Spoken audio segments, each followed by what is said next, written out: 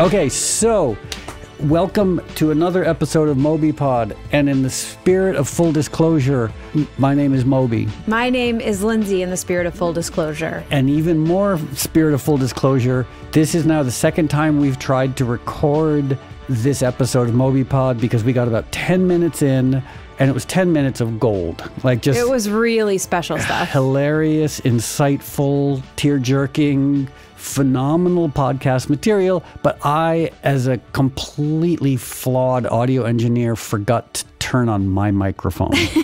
And because I'm the loudmouth who rambles on all the time, that means you could not hear me. And many people would be relieved by that fact. But seeing as there are only two of us here, and Bagel, Lindsay, and our friend Mike Formansky, it made for some awkward content when it was just like 3 minutes of silence while I was talking, and then you would talk. Like giggle at nobody knows what. So what was Lindsay laughing at? Other spirit of full disclosure is we're filming this episode of Moby Pod, and we're going to try to edit together a video version to see what we think, to see what audience might think. It's interesting because now there's cameras around us. There's 3 cameras, and there's that one in the middle that if you're listening, you don't know what I'm pointing to, but if you're watching, I'm pointing to this wide camera that feels very professional to me. It does. It does. I feel a different level of self-conscious, but also maybe it'll make me say less dumb stuff when I consider... You don't say dumb stuff. You say funny stuff. No. I guess... don't sell yourself short. Thank you. Yeah. Thank you for that. You are very kind. And people might misinterpret it, but you're a master at sort of understated and sometimes overstated comedy. Okay, so and I was also in the version that did not actually record, we were talking about how some of our Moby Pod episodes have been very earnest. Some have involved very interesting guests. This does not involve a guest. And I don't know if this episode's going to be all that earnest because we have a slate of ridiculous stuff that we want to talk about. Well, it's ridiculous, but some of it might be sad. Some of it might be shocking. Some of it might be gross. We just don't know what's going to happen because what we're going to do today is we are going to share with you some of our most recently discovered favorite facts, which is something we've done in little bits on previous episodes. But today we're going all in on the facts train. Yep, facts. And we're going to also go to listener mail because we've received quite a lot of mail from aforementioned listeners. And we might try and even improvise a song at one point. And I did want to sort of tell a story that I had told in the version that we tried to record that didn't record about a movie that you made. Well, I brought it up because I was going to say that I'm so used to cameras around because I've been in about 4 or 7 web series. And real movies. And Suicide Kale. And then you finished that one in Michigan. A Christmas lesbian romantic comedy movie. Okay. Which hopefully we'll see next Christmas. I don't think that's the actual title. No, it that's should not be the title. title. like borrowing from Snakes on a Plane. It should just be a Christmas lesbian romantic movie. It should be. It should be. Give the people... Maybe tell the director, say like, hey, we've got a good title for your movie. I don't know if they've landed on a title yet, so I'm very happy to kick that one over to them. But a movie that you never finished was one that you wrote and directed and I believe also shot. Did it have a name?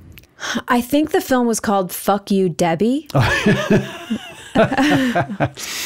So at some point, I hope you finish Fuck You, Debbie, because the rough cut that I saw was a short film about a woman who has a bad breakup and takes all her belongings and walks into the ocean. And I believe the spoiler alert, the last thing she says is "fuck you, Debbie" before she disappears into the ocean. That's exactly how it goes. So, and I never finished it because I thought that maybe the suicide aspect might be a little bit too sad and triggering. So I kind of put that idea to bed. But boy, did I enjoy doing it. Just the image of Laura Zach walking into the ocean with a suitcase. All her stuff, yeah. I think it's really funny. And I mean, sure, there's a little bit of a suicide overtone, but it's absurdist comedy. Because she walks into the ocean and she yells, "Fuck you, Debbie," and then she disappears. But so one thing that happened in the movie that made me laugh is Laura gets into an Uber and your friend Brittany plays the Uber driver. And Laura berates the Uber driver and says something like, "You're a stupid head." Like, "Stop here, you stupid head," or something like that. And Laura gets out of the car, and then you cut to Brittany in the car, and she says, "You're a stupid head. I'm not a stupid head."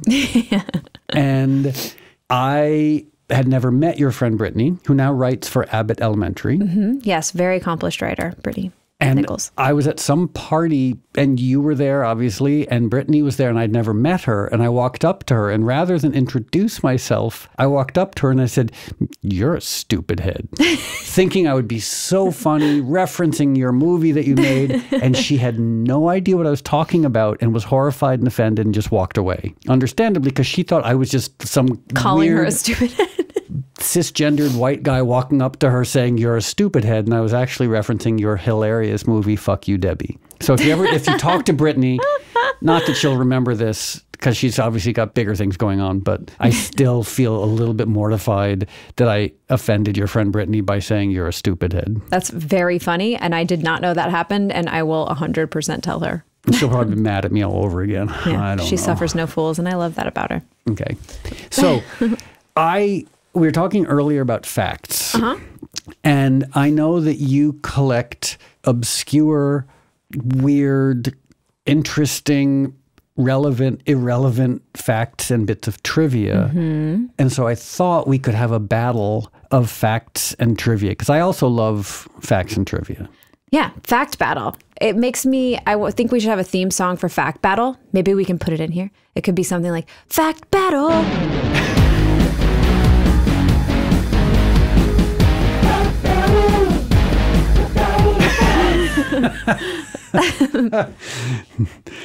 Do you want to just begin our fact battle? Yes, and we've talked about this. I know you have 5 facts to share. Or 4 or 6, I don't know. I just grabbed a bunch. I have 4 only. Okay, so and I care deeply about all of them. Okay, so let's do our fact battle. Okay, fact battle commence. Okay, I'm going to start with the ridiculous. Okay. If you don't mind. I encourage it. Hopefully it's funny. I think it's funny. And the listeners at home or in their car or on the subway or wherever can join in if they want. This is an audience participation fact. Ooh. So, Lindsay. Yes. Did you know, because I did not know this up until very recently, that you cannot hum while you hold your nose? It seems unlikely. Yeah, because humming is like your mouth is closed, everything's fine. So yeah, but the sound has to come out of some hole. Do you want me to try it? And then yes. You can try it? Or do you want to try it? I want to watch you do it so bad. So here's a regular hum. All that sound coming out of your nose holes. Now I'm just going to start a hum, and while I'm humming, I'm going to plug up my nose. Okay, how are you going to do that? You're going to just grab it. Okay. A little nose grab. Ready? Okay. Look at those fingies ready. Oh no, does it hurt?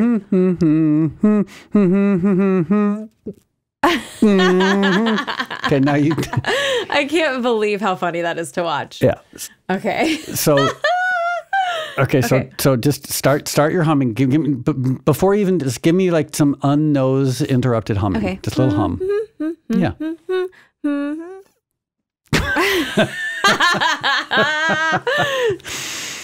Keep going.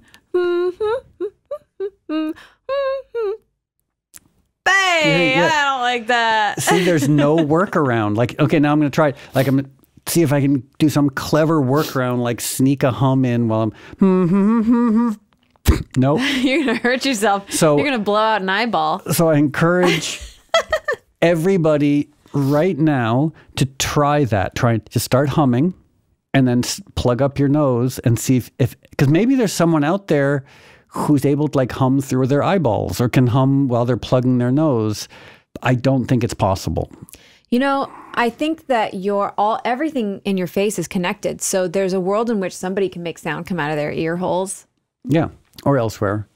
Okay, so that's my fun, ridiculous fact that you cannot hum while you hold your nose. Okay, I like it. I like it a lot. I think it's a really good fact. Okay, what do you... And also I love that there's a tangible... And an audience participation aspect. Yeah, no, we love that. Okay, here's my question for you, Moby. Sure. you're familiar with the Midwest, and you know that it's very humid in the Midwest. Certainly in the summer times, yes. Summer times are very, very humid. Here's another thing that happens in the Midwest. Lots of corn, right? You think that the humidity and the corn might be unrelated. That's where you're wrong. Corn stalks sweat. Corn releases moisture into the atmosphere. They call it corn sweat, and it causes humidity. So because there's so much corn being grown there, it's adding to the humidity in the Midwest by some like insane amount. Because, you know, when I was growing up, a lot of my family is from Nebraska and from Minnesota.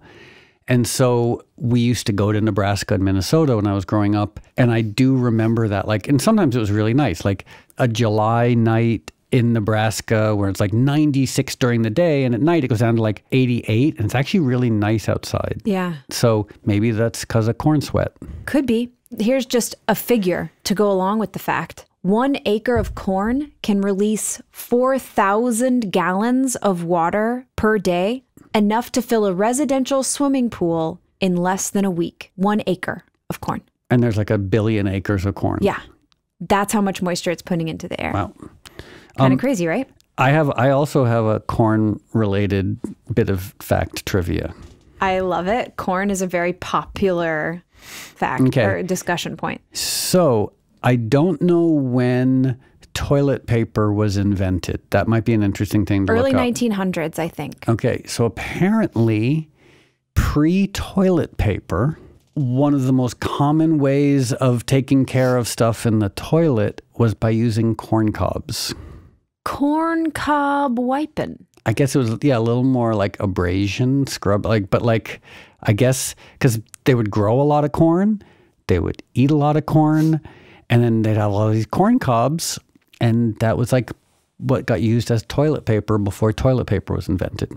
So you're at your table with your family, you eat your corn on the cob, and you toss the cobs into a kind of bucket or a large bowl, perhaps a basket, and then you keep them in the bathroom outhouse. Yeah. And then you have like a clean and dirty cob bucket. Oh, yeah, that's the question. Like, what do you do with the cob? I guess it goes in the outhouse hole because it's biodegradable. Yeah.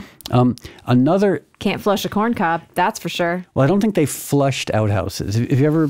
No, I mean, but if they had indoor plumbing. Yeah, you certainly couldn't. You got to just toss that cob out the window. Ooh. So another little interesting bit of early toilet trivia is the catalogs that were made in the 19th and even 18th centuries. Farmer's Almanac?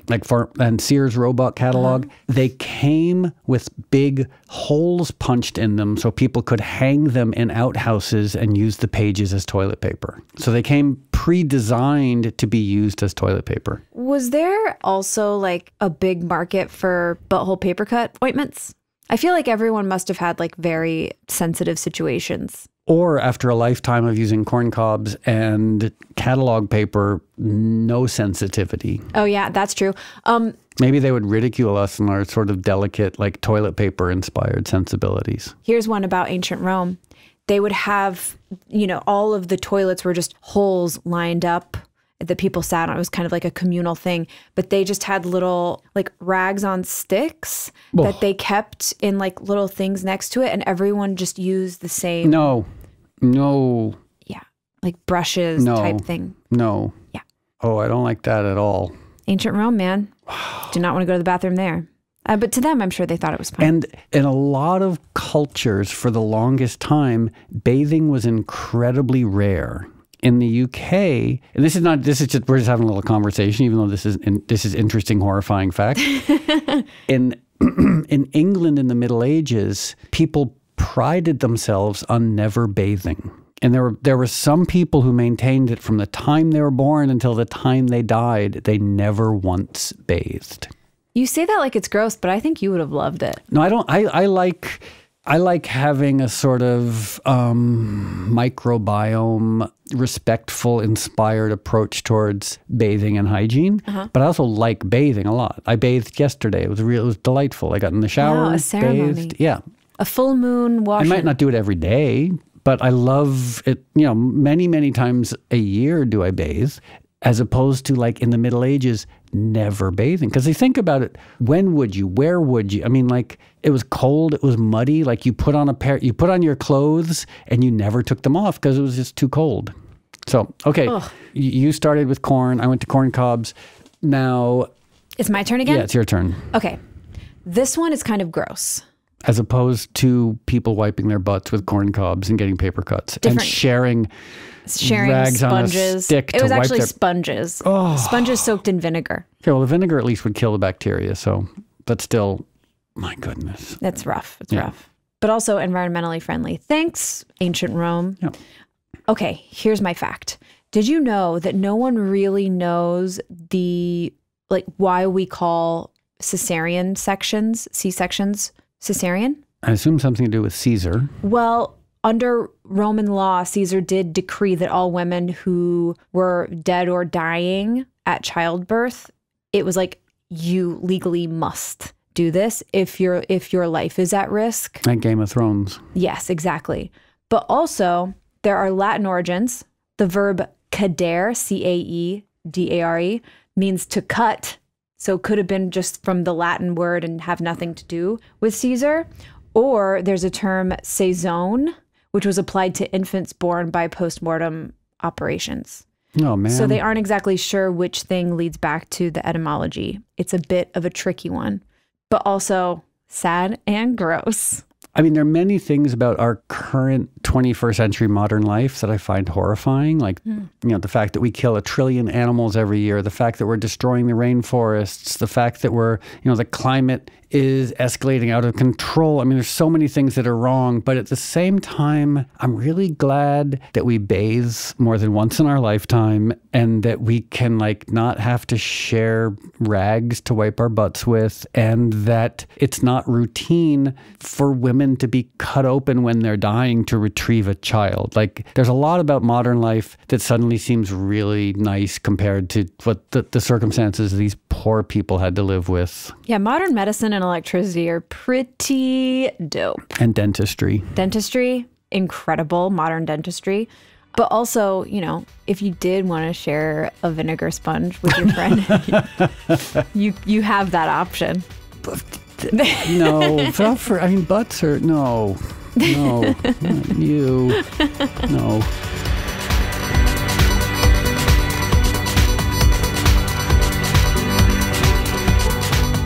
Okay, we've covered a lot of ground in the world of facts and trivia. Mm-hmm. So far figured out that you cannot hum while you hold your nose, that corn makes humidity and people use corn cobs in lieu of toilet paper, and that the C-section was etymologically and historically it derived from Caesarian times and also possible... But also possible Latin, but also possible other things. Also, fun fact, Caesar was born by cesarean. Oh, it's sort of ironic. Isn't it? I thought it was called a cesarean because people stabbed Caesar. And it was like kind of medical stabbing. Oh, that was what I had always assumed before I saw this fact. If you told me that was the actual origin of it, I would believe that. It makes a lot of sense to me. Beware the Ides of March. And it's almost the Ides of March. It's almost the Ides of March. Uh-oh. Oh, we shouldn't say that because we might not release this podcast until April. Well, we're recording this right before the Ides of March. Yeah. So spooky. Okay, so we've touched on the interesting and the sort of ridiculous. I have what I think is one of the most fascinating bits of trivia. It's a fact. It's a fascinating fact. Okay. You're familiar with tardigrades? Water bears. Water bears. Yes. Tiny microscopic little water bears. Tiny little animals, right? Are they an animal? Yeah. They're an actual, they swim, they move around, they reproduce. What's so fascinating about tardigrades is they are, I believe it's called an extremophile, where they can live in environments where life should not exist. The incredibly hot, the incredibly cold, that's what you mean? They can survive up to 300 degrees Fahrenheit. Too hot. They can also survive as low as 450 degrees below zero. Damn water bears. And here's the most interesting thing, which some people might think that tardigrades come from outer space, because an experiment was done in outer space. Tardigrades survived in outer space, not in a spaceship, in actual outer space. In the air? With a non-air in space. Oh, yeah. For 10 days. They just shut themselves down and they survived. So it's like minus 450 degrees, no oxygen, the crippling cold, and I mean, no atmosphere whatsoever. And they survived for 10 days. Damn, water bear is nasty. Isn't that but that's crazy. Yeah. What would you say the temperature is in space? Minus 450. I mean, I believe depends on how close you are to the hot things. Like if you're close to a sun, I imagine it's warmer than if you're like in between solar systems. Yeah. But generally speaking, I think it's around absolute zero. Someone could probably correct that, but I think it's around minus 450 degrees. Yikes. Fahrenheit. It's chilly. Absolute zero, which I believe absolute zero, and again, I'm sure some smart person who's listening can let us know, but I think absolute zero is understood as the coldest that cold can ever be. Like heat-wise, I think there's really no real upper limit to how hot something can be.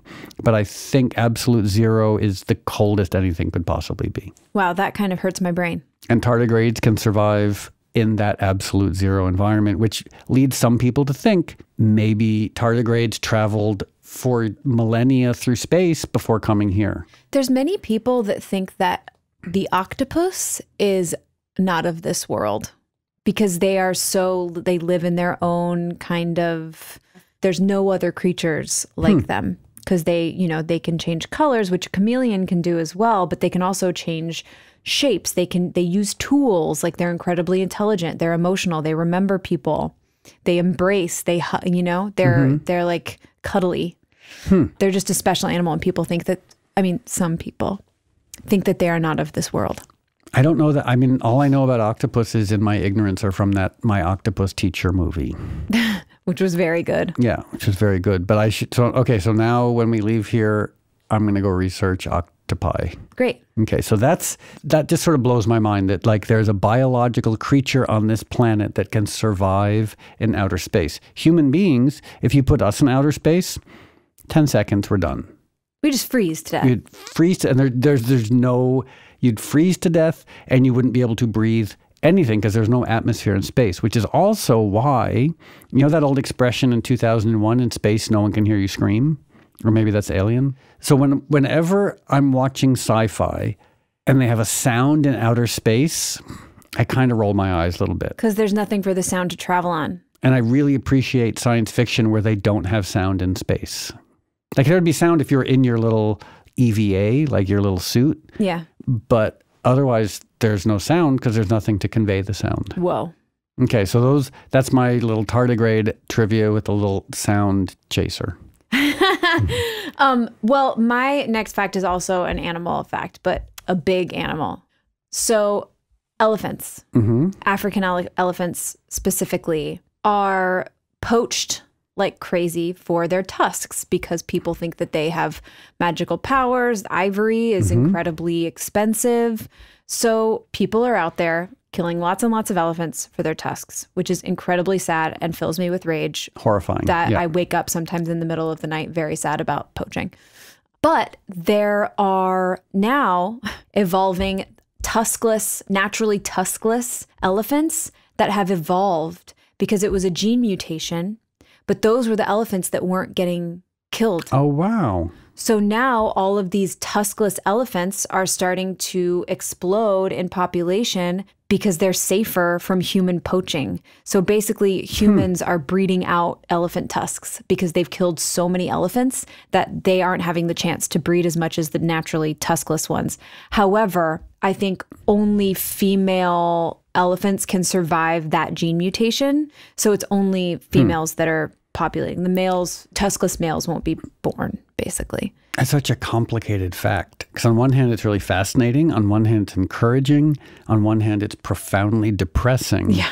I mean, like killing elephants. If you've ever seen an elephant, they're the most, I mean, like all animals deserve to live, but elephants are just like these majestic, wonderful, strong, noble creatures. To kill one and grind up their tusks for non-science. Like it's just so everything about humans is infuriating, but that's especially infuriating. But also people think that they have like magical stuff, like, bears. People kill bears for their bile. The moon bears, yeah. Which is so sad to me. But anyway, that's my fact, that there's now all of these tuskless elephants in Mozambique that have evolved because we killed so many of the elephants with tusks because people are terrible. Okay. I've got a few more, but there's one in particular that I thought was kind of like tiny and ridiculous and cute. Okay. You're familiar with the hip hop performer Snoop Doggy Dogg, Snoop Dogg? Yes, I'm familiar. Do you know where he got his name? From a puppy?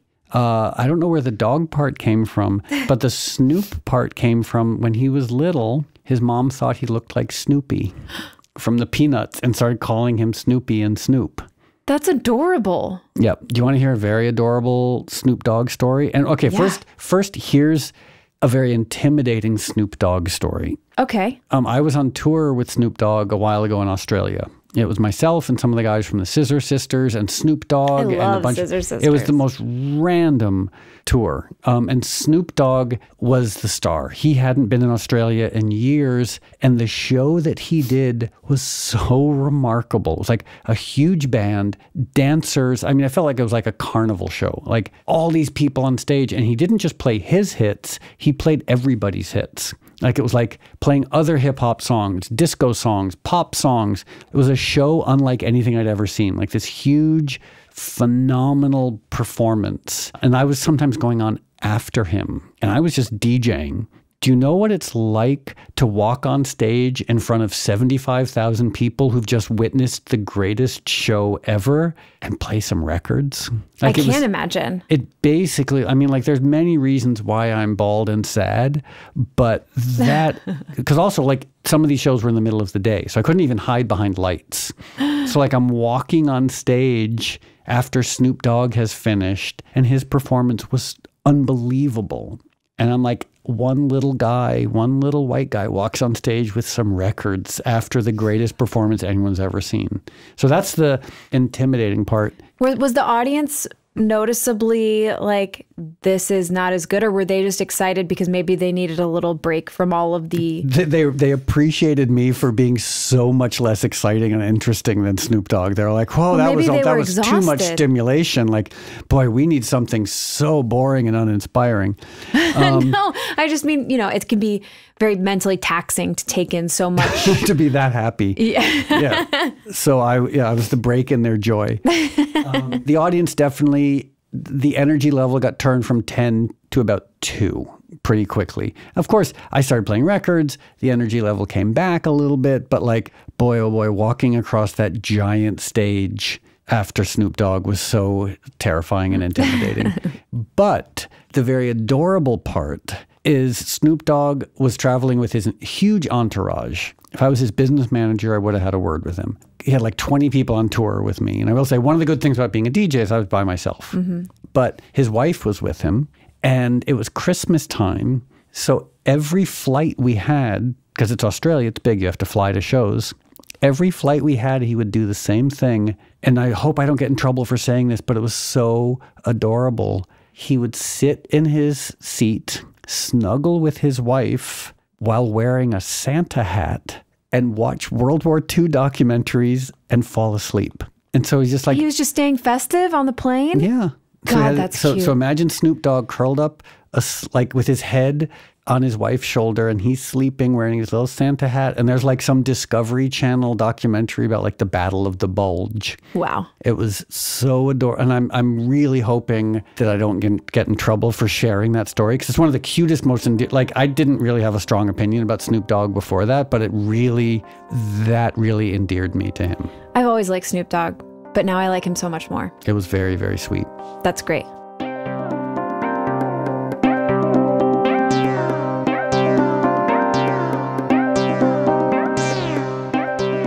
I have one additional fact that I would like to share, but it comes with a question because I know that you back in the day, well, because you taught Bible study back in the day. I had a good 8-year period as a very serious Christian. Uh-huh. How old were you? To my great shame, it was from the time I was 22 until around 29. Okay. And you were a devout Christian who taught or led Bible studies. And this sounds really smarmy, but I was like a sort of smug New England intellectual Christian, like reading Kierkegaard and Thomas Merton. But still, I was an annoying, judgmental, rigid Christian. I mean, now I love the teachings of Christ, but in a universe that's 15 billion years old, I just can't identify as being part of any one religion. Like when there are 1 trillion galaxies in a universe that's 15 billion years old, like we don't know anything. It's true. So I agree with you on that. But because of your time studying the Bible, you may know the story of King Nebuchadnezzar. Am I saying that right? Nebuchadnezzar. Nebuchadnezzar. You know the story of him from the book of Daniel, where he was many meekle. What? Many meekle. What are you saying? You have been weighed and you have been found wanting.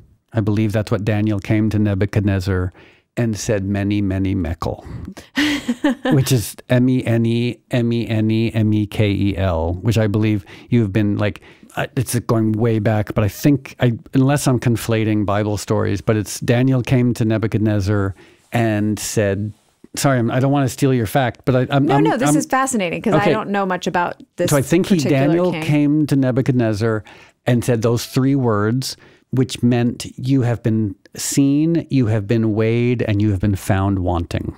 And then Nebuchadnezzar was upset and put Daniel in the lion's den, and the lions didn't eat Daniel. Unless I'm conflating stories.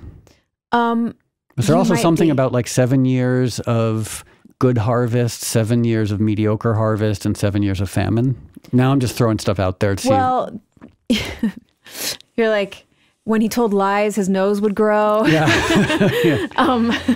But the reason I bring up King Nebuchadnezzar is because, so in the book of Daniel, it says he was driven from men and did eat grass as oxen. So they say for 7 years, he believed he was a cow or an ox, which is not just some biblical fanfare. It's a real psychological disorder called boanthropy, which happens to people where suddenly they believe that they are a cow. It's a thing that is a true disorder that exists. What's it called? Boanthropy. That's fascinating. Isn't it? An adjacent, I'm just going to end with, did you know that the royal family in the UK, they own cows? And I don't know what they do with their cows. I assume they do terrible things ultimately to their cows involving killing them. But while the cows are alive, apparently they sleep on waterbeds. Because apparently the royal family wants to make sure that their cows are well looked after until they barbarically kill them. According to countryliving.com, the dairy cows at Windsor sleep on waterbeds because it protects the cow's knees, hocks, and udder, preventing sores or aches that hard beds would cause. I mean, that's what a complicated fact, because like on one hand, I'm like sort of endeared by the fact that these cows get to sleep on waterbeds. On the other hand, of course, as a vegan animal rights activist, I don't like the ideas of cows being kept by and for humans, especially because like they're producing dairy and ultimately they're going to be killed. So that means they're also being impregnated and the babies are being taken away from them. But waterbeds for I imagine cows, a world where a cow is born naturally in the wild and can't live in the wild anymore because it got hurt from a natural, like if it hurt its leg on a rock, and then somebody finds it and they keep it on a waterbed and it lives a long and healthy life and is never used for food. And when it has babies, it gets to keep its babies. Exactly. Okay, so let's assume, I love living with comfortable stories that might not be true. So we're going to work under that assumption, is that the royal family adopts these orphan cows and lets them sleep on waterbeds and live their best lives and have babies and be happy and die of natural causes. Yeah. And we know that's not the case, but I love happy stories, even if they're in no way true. Yeah. When reality hurts, just lie to yourself. It's the story of my life. Yeah. So now let's vote. And Mike Formansky, who's sitting patiently in the corner, you can weigh in as well. Lindsay, of all these stories, which one, or facts, trivia, what's your favorite? I'm really biased because I love my work. But here's something. I really, really loved Snoop Fact because it came with additional anecdotes. And that is something that's really fun to me. So Snoop Fact is really fun because it's both cute And then the supporting stories were also like exciting and endearing. So it felt like a very nuanced, meaningful fact. Okay. So that to me would be the winner of all of the facts. Mike Formansky, do you want to weigh in? I know you don't have a microphone, but if you just sort of pick one, I can translate it. I think I might be. So Mike Formansky is torn between Snoop and Caesarean. Snoop because it's endearing, and Caesarean because Mike is a dark metalhead. And now he's going to go home and write songs about like Caesar. Caesar in your belly, ripping not a from my salad. womb. Yeah. Womb ripper. So it's my vote is that you can't hum when your nose is blocked because I'm a simpleton. It's a fun and cute one. And there's participation. But I feel like you and Mike Formansky have outvoted me by choosing the Snoop. Yeah, I think Snoop won. Okay. Snoop always wins. And let's just hope that, because I sometimes wonder, like we told this very endearing, adorable story about Snoop, like, is he going to be mad? Is Snoop litigious? I don't know if there's anything that's litigious there, because he was on a plane. Easily offended, perhaps. But I wonder if he's like trying to be tough, and like we're talking about him being named after Snoopy and how he would like wear adorable Santa hats. So in any case. Well, actually, Snoop is making kids albums now. The album is called Welcome to Doggyland.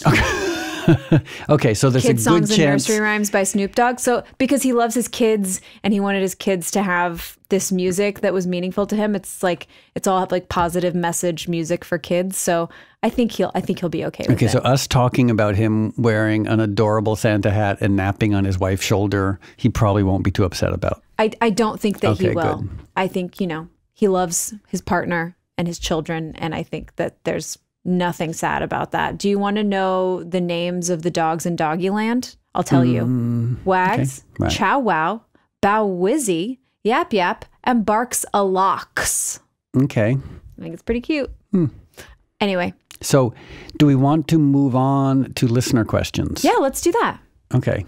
So we've gotten a lot of requests to get more information about Bagel. Who is she? Where is she from? What is she like? Well, I believe because Bagel is your companion animal. It's true. She is. That you know better than anyone. But there's one part of her origin story that's very hard for me to hear. So if you tell her origin story, I'm going to have to bottle my rage because it makes me, it's still, even though it's 3 years ago, it still makes me very sad.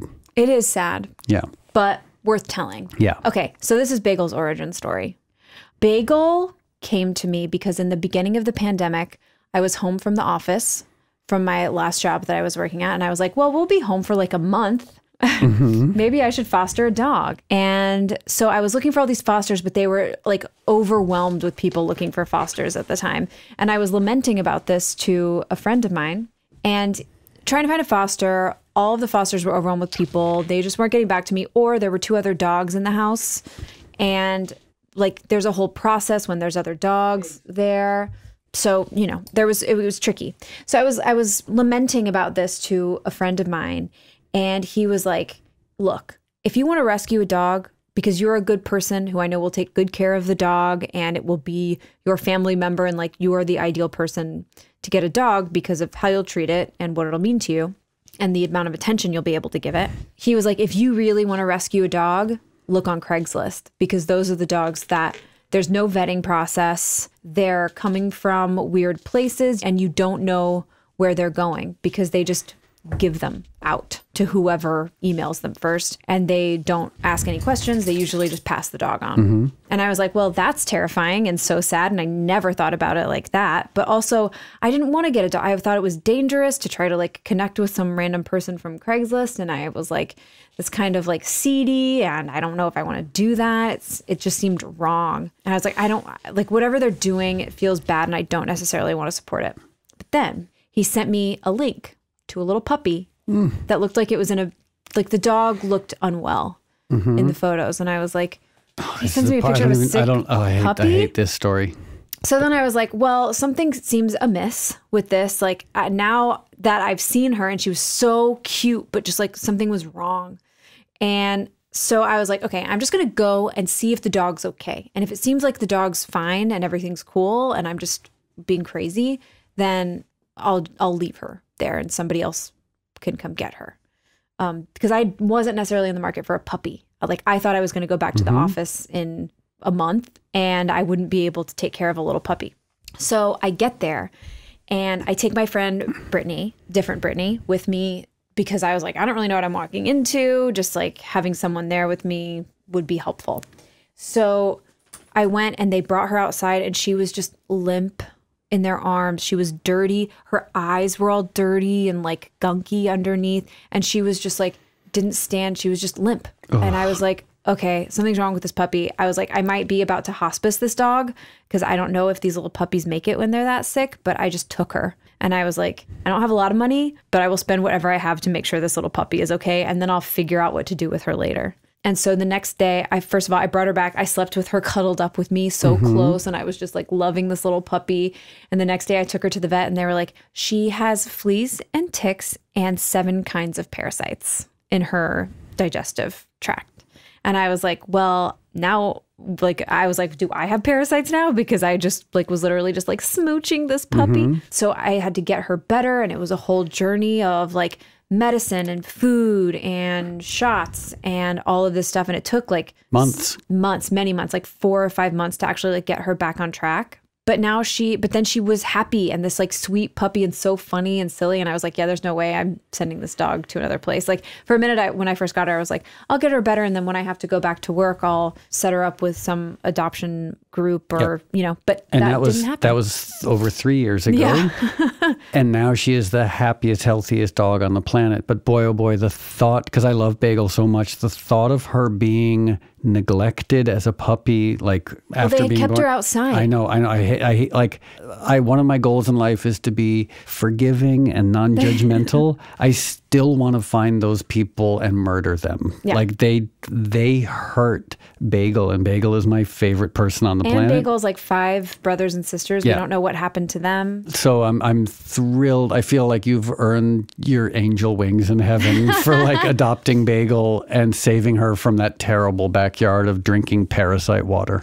Yeah. And now she's the happiest and healthiest. And so that's Bagel, and she lives with Lindsay. And when Lindsay is asleep, Bagel puts on a superhero cape and travels around the city fighting crime. Yeah, she's perfect. She's perfect and smart and curious and funny and cuddly and great.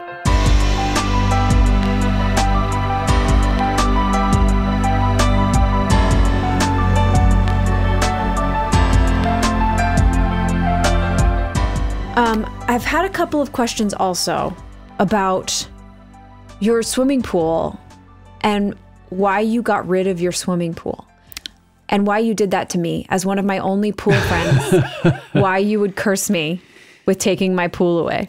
Okay, so let's go way back. The year is 1972.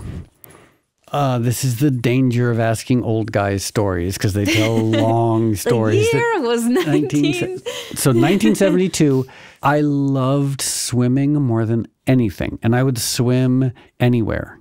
I would swim in lakes. I would swim in Long Island Sound. I would swim in pools. I would swim in ponds. I would swim in streams. Like just any body of water I could jump into. I just loved swimming.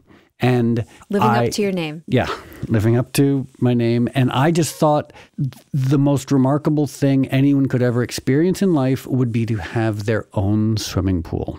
I couldn't even, because we were really poor. We were on food stamps and welfare, and I would just try to get invited to other people's swimming pools. My grandmother lived in a retirement community in New Jersey, in Westfield, New Jersey, and the highlight of my summer was going to her retirement community for 4 or 5 days because she had air conditioning, which we didn't have, and she also had a swimming pool. Luxury. So I would spend 12 hours a day in the swimming pool while all the sort of 80-year-old retired people would sit around. Watching the kids be cute. Not kids, one kid, me. I didn't have friends. I would go in the swimming pool at 7 in the morning when it opened, and I would leave at 7 at night.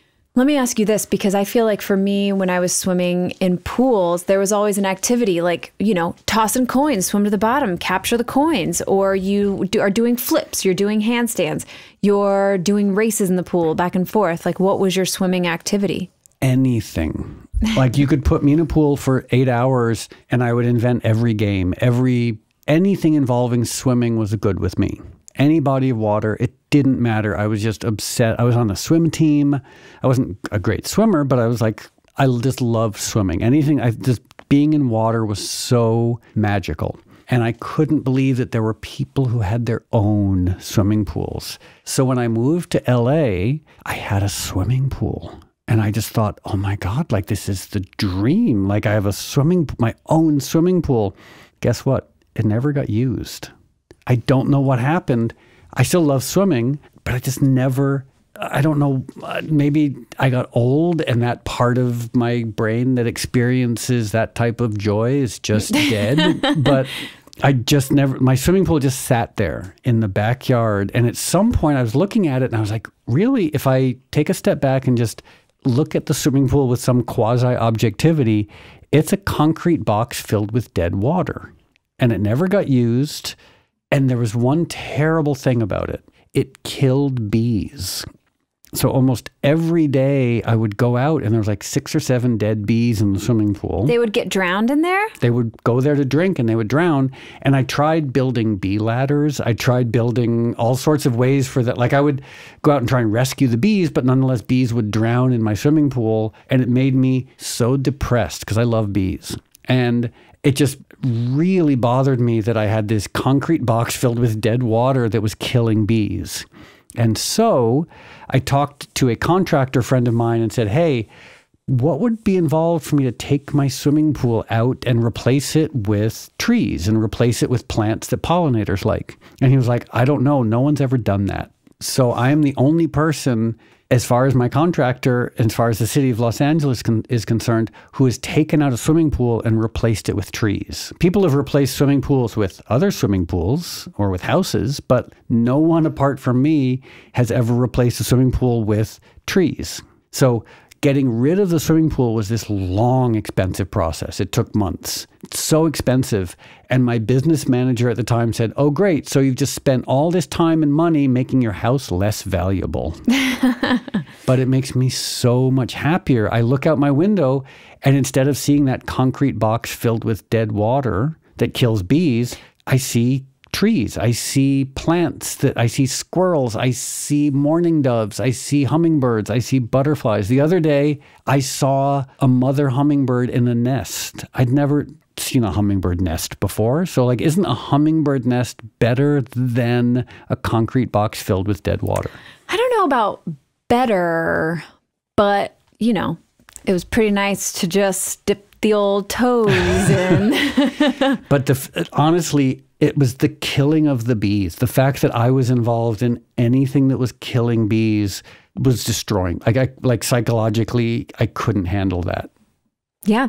Let me ask you this. When you say dead water, what do you mean? Because I don't think of water as a thing that can be alive or dead. I think of it like, what do you mean when you say that? Oh, like water that's in a lake, that's alive, meaning it's filled with bacteria, it's filled with frogs, it's filled with life. Water, when it's in the swimming pool, it's filtered, it's chemicals, it's oxygenated. Like there's so many processes that literally kill the water. Or they don't, I mean, water is inert, but they kill everything in the water. Like I see. The reason that pools are like clear is because there's nothing alive in them. Which is, I guess, is good because it keeps people from getting skin infections and things, but it is dead water. It's water that is not supporting life. And that just seemed so weird to create this concrete enclosed lifeless box that was killing bees and the occasional frog. I mean, boy, oh boy. Like that's rough. Yeah. So I just couldn't in good conscience. So I spent a whole bunch of money and made my house less valuable so I could have trees and plants for pollinators and squirrels, rather than having a dead box filled with water. Okay. I mean, I'm glad that you're happy with your decision. Oh, I love it. I mean, it's one of the only instances in my life where I've spent money to lose money and in the process created life. And, I've created more oxygen. I've cooled the air. I've provided a home for all sorts of creatures. Like it just makes me unbelievably happy that I was able to do that. Great. And then one last little adjunct to that is I also, while they were tearing out my swimming pool, I've never felt like less of a man. What do you mean? Because the guys who tear out swimming pools, the guys who cut through concrete and rebar are the strongest. Like they're moving these huge chunks of concrete that have iron in them. And while they're doing that, like these are like the toughest guys on the planet. Like I'm inside delicately washing my organic blueberries. And I felt like, I mean, I'm not the most manly guy to begin with, but boy, when you're like delicately washing blueberries that have come from Instacart while these tough guys are carrying huge chunks of concrete, like I really felt like I am the most delicate man-child on the planet. Everyone has different strengths. It's all about balance. I think brute strength has to exist right alongside, you know, mental fortitude. And it doesn't always come in the same body. I don't have brute strength or mental fortitude. Like I'm just a weakling across the board. I don't know. I will say there's been a few times when I haven't been able to open a jar or something and you're able to open them. Years of playing guitar, maybe I have some hand strength. Yeah. But boy, oh boy, if you ever really want to feel like so physically inadequate, just watch these Herculean men carrying 150-pound slabs of concrete on their backs. They got paid really well for it. Like I didn't feel guilty about it. Like it's their job and they were very happy. I mean, they're super happy, strong, tough guys. But boy, did I feel like an inadequate gentleman by comparison. As someone who cares about you, I don't think you should be comparing yourself to anyone ever for any reason. Speaking of, I have another question for you. Okay. We've had a question, which is, uh-oh, can you have Eminem on as a guest? And did you two ever make up? Okay, so a little backstory, and I'm not looking to open old wounds or old weird rivalries. I'm sure Eminem is great. He seems like a very smart, incredibly successful person. I have no criticisms. But in the late 90s, there was a lot of like his music and other people's music that was very misogynistic and very homophobic. And it really bothered me. Because I was like, this is so weird. Like you turn on the radio and you hear songs about like abusing women and gay people. I was like, how in the world is this allowed? How, like, who thinks this is a good idea? And I spoke out against it. Eminem felt personally attacked. He then, at the 2002 MTV Music Awards, he attacked me and triumphed the insult comic dog. Like he punched a puppet. Eminem punched the puppet? Yeah. The guy's hand? The actual puppet.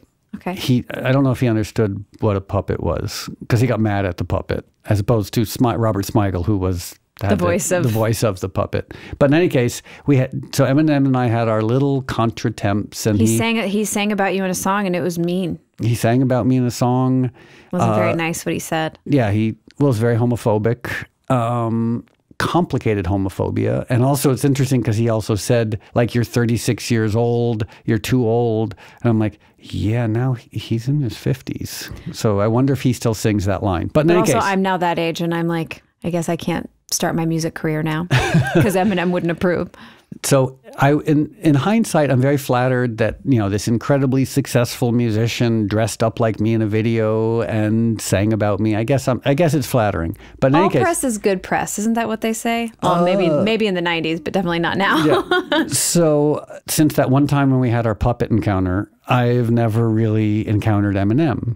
As far as having him on the show, sure, I'd love to have him on the show to talk about sobriety, to talk about what it's like to grow up in public. Like he became very famous very quickly at a very young age, you know, as opposed to I had my first real brush with big success when I was already like 30 years old. Yeah. So I just wonder what that's like to be so successful, so young. Like what's your sense of self when it, like, every person on the planet knows who you are? You know, I think that's really fascinating. And also I know that, not to out anyone, but like I know that he has had a lot of struggles with addiction. So I'd be fascinated to talk about that with him, but I can't imagine he is in any hurry to be on our podcast. Who knows? Maybe he's listening right now and he's like, oh, secretly he loves us and he'll be on the next flight from Detroit to LA so he can come talk to us in Bagel. I mean, I would love that because I have a lot of lyric questions I'd like to ask. Some of his lyrics they were a little offensive in the beginning, and they certainly have not aged very well. Like the homophobia, misogyny, the violent misogyny, definitely is super troublesome. There were boys in high school that used to tell me they were going to put anthrax on my Tampax because of Eminem. And I said, I don't think you know what Tampax means. And they were like, so what?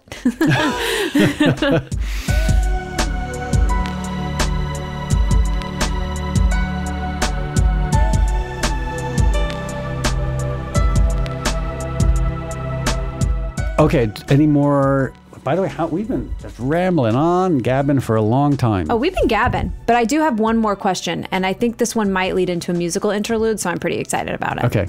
Have you ever heard jazz samba from Brazil? Do you like it, and have you ever tried to play it? Well, yes.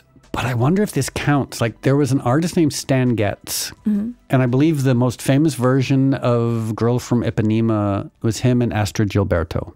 I could be mistaken. Someone who's listening might correct me because I might be wrong. But that was, my mom had some of these jazz samba records with Stan Getz, and I loved them. I've never really tried to play it. I mean, I grew up playing jazz guitar when I was very young, so I imagine I could. Can you try? You want? Yeah. Let's do a quick reset, and let me think about how we could do some jazz samba song. Okay, great. Okay, so we're gonna give this a try. Boy. And I'm gonna try and record the guitar. So we've got the little keyboard. And so there are two types of really simple jazz chords. Okay. There's a major seventh, which would be this.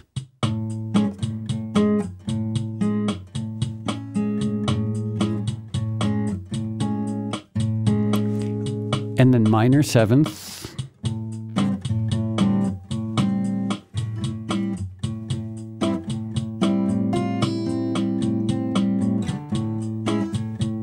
So when I think of jazz samba, this is what I think of. Sounds kind of pretty, right? Yeah, sounds nice. I'm sure that some jazz samba purist is like, what is this garbage? So should we try and do, keeping in mind, in the spirit also of full disclosure, we've never done this. There's no rehearsal, so there's a chance it just won't work, but maybe it will. Bagel loves it. Hi, Bagel. Hi, Mike. How are you feeling? That was a thumbs up. Ooh, he's in Rio. Come on, baby. Come on, girl. Come on, baby. Come on, girl. Love you, baby. Sounds pretty good for... Yeah. Come on, baby. Come on, girl. Look at us, we're beautiful. Beautiful. All the people, they push and pull. Push and pull. They'll just go out and ride. Did someone say ride? Oh, I believe someone did. Look at us, we're beautiful. All the people, they push and pull. They push and pull. They'll just go out and ride. Vroom, vroom.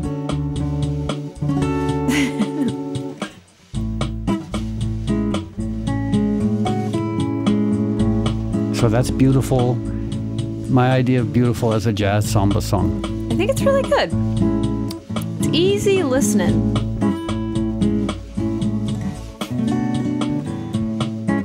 Those years of jazz guitar lessons paid off. When I was around like 9 to 13, I studied music theory, and you could hit, oh, I see you're turning it down, or you could just hit stop.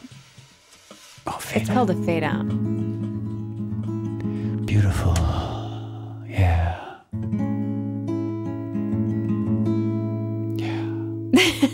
So should we say goodbye? Yeah, let's say goodbye. Should we have a little drum accompaniment?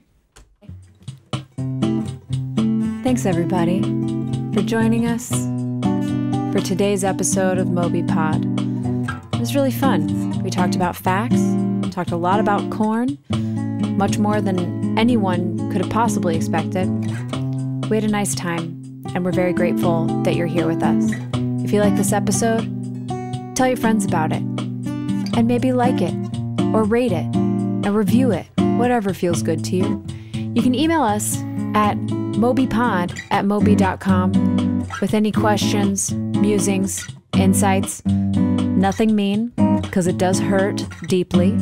I want to thank Mike Formansky for helping us with all of our tech things today, as well as Jonathan Nesvadba, who edits and does the music production. And I want to thank Human Content, who helps to get this podcast into your ear holes that you cannot make sound out of. We'll see you next time. Who's beautiful? Bagel.